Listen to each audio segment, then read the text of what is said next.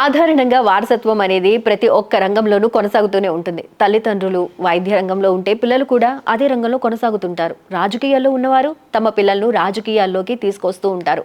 అయితే సినిమా ఇండస్ట్రీలో ఉండే వాళ్ళు కూడా వారి పిల్లలను ఇండస్ట్రీకి పరిచయం చేస్తుంటారు. కానీ ఇండస్ట్రీలో మాత్రం ఈ వారసత్వంపై ఎన్నో విమర్శలు వస్తున్నాయి. ఒక రకంగా చెప్పాలంటే సినీ బ్యాక్గ్రౌండ్ ఉన్న పిల్లలకు ఇండస్ట్రీలో రావడానికి మార్గం చాలా సులభతరం అవుతుంది.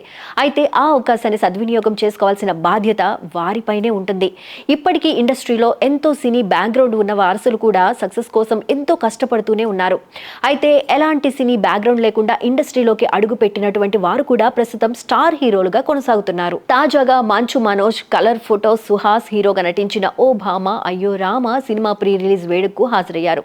ఈ కార్యక్రమంలో భాగంగా ఈయన నెపోనిజం గురించి మాట్లాడారు.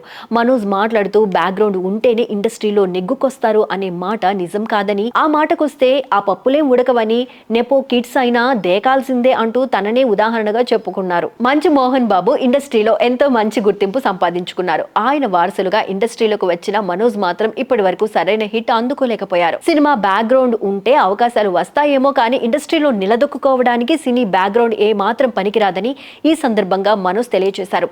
ఎలాంటి బ్యాక్గ్రౌండ్ లేకపోయినా చిరంజీవి, రవితేజ, నాని వంటి హీరోలు మంచి సక్సెస్ అందుకున్నారు.